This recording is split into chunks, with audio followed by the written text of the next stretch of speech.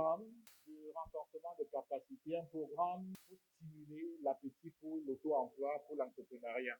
Voilà ce que je peux dire par rapport au défi. Et l'autre grosse motivation derrière, c'est pour appliquer, écrire un business plan, c'est bien. Mais faire écrire un business plan, ça coûte de l'argent. Et généralement, les entrepreneurs n'ont pas, surtout quand ils sont à la phase de start-up, n'ont pas les moyens financiers pour payer un cabinet qui va leur faire le business plan.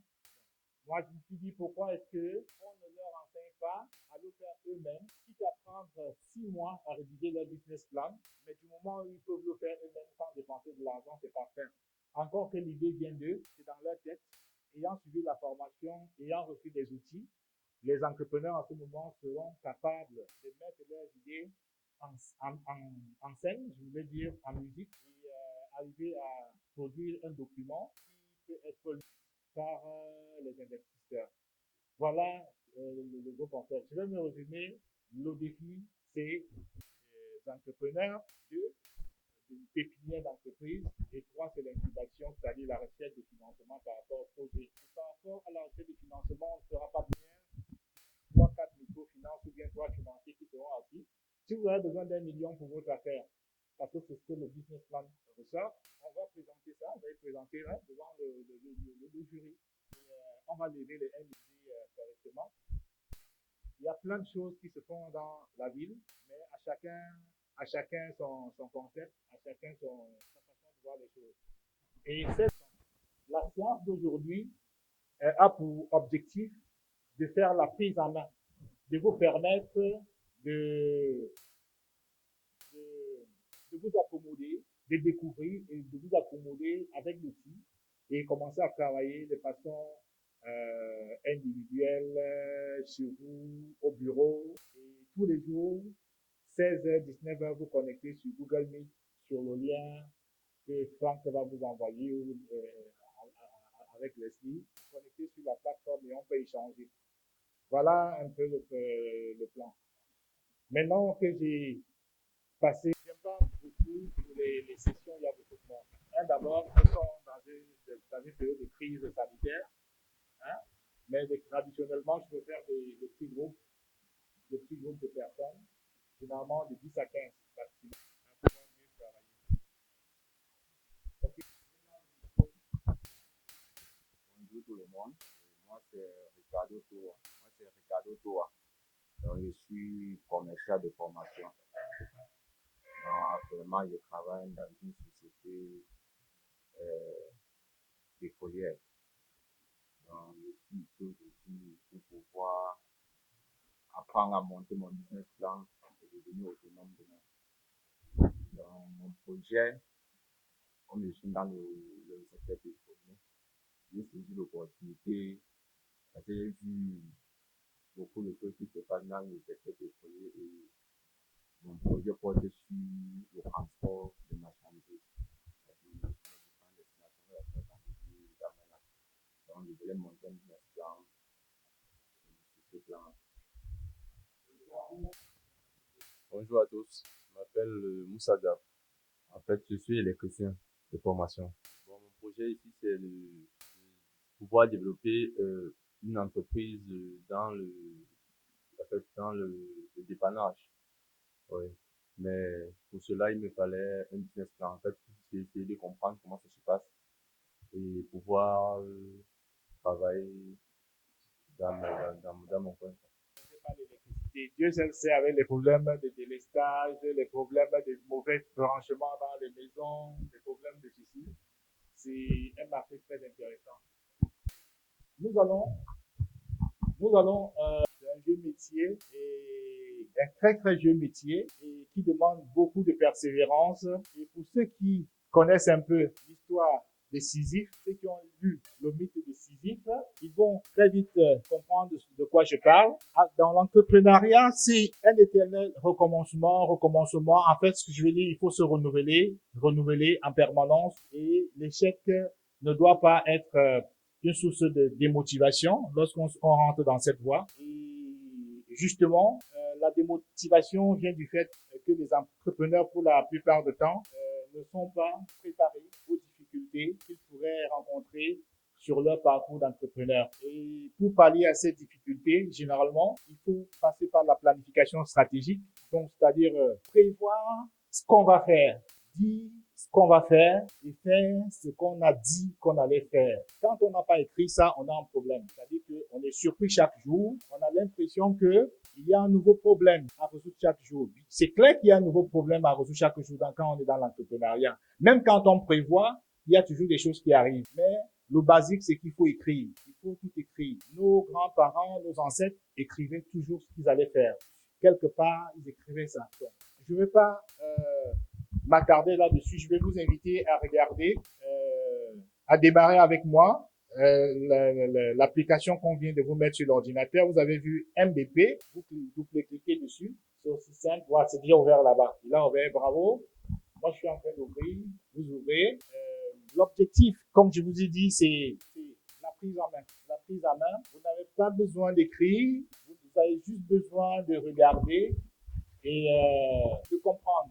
Vous avez besoin de poser des questions pour mieux comprendre. Alors, comme vous pouvez remarquer, vous avez là la partie rédaction. Regardez de ce côté, vous avez la rédaction, vous avez le dossier financier, vous avez des exemples qui peuvent vous inspirer, vous avez le plan, vous avez de l'aide ici, vous avez le sommaire et puis vous avez le glossaire.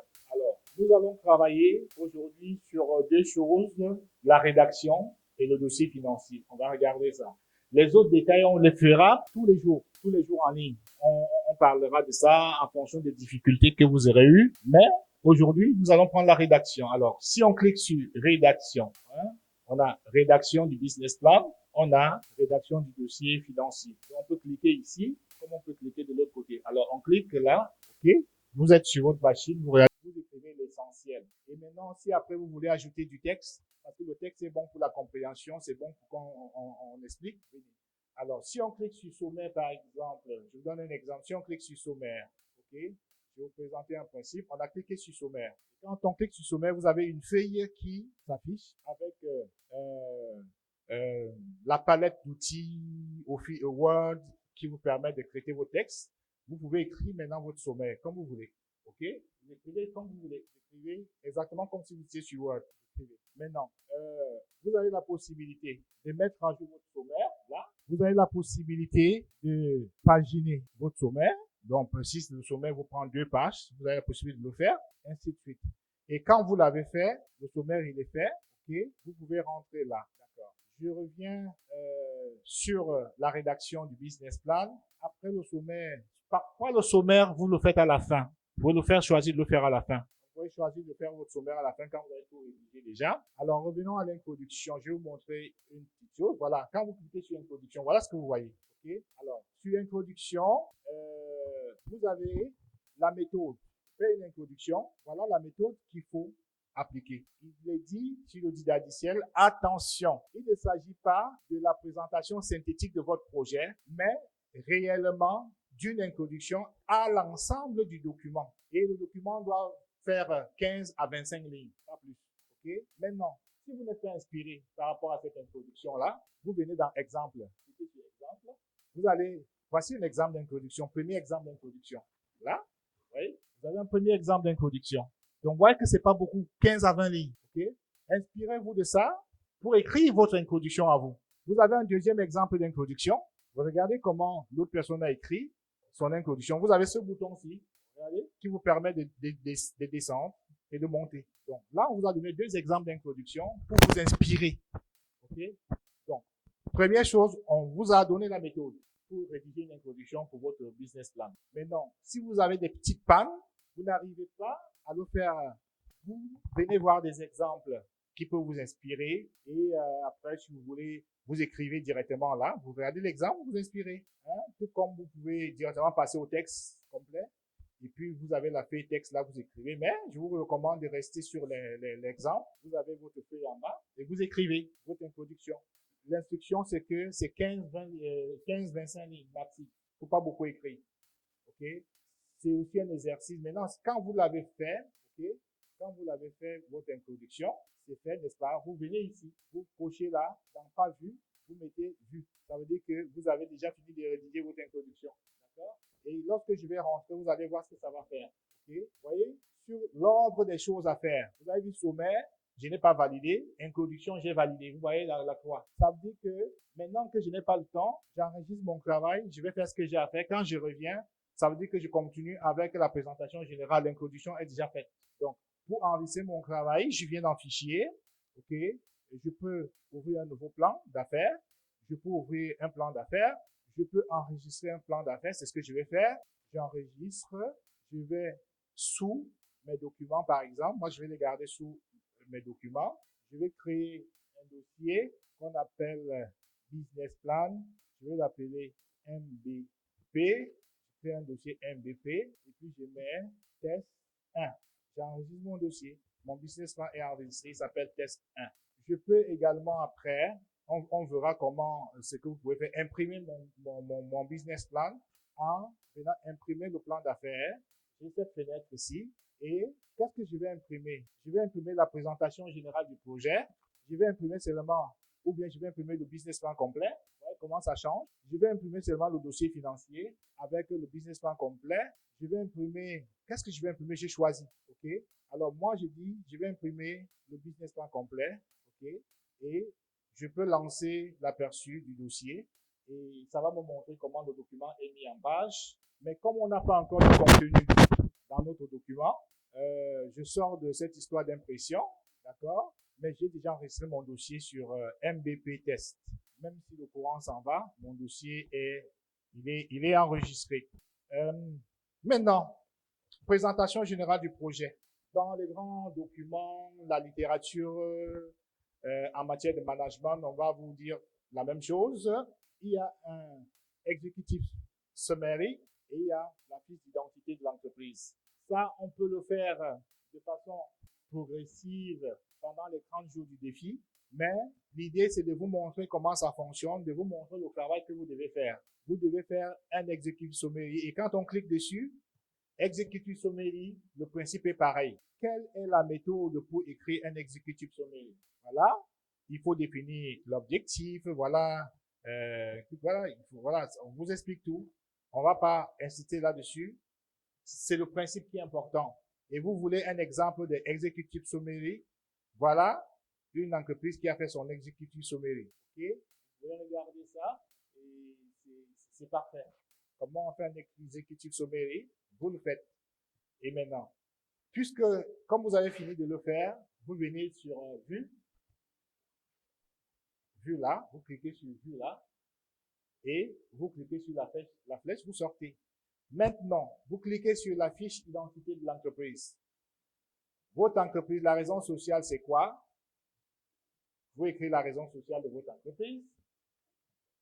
Raison sociale, exemple de raison sociale. Qui peut donner la raison sociale de son entreprise?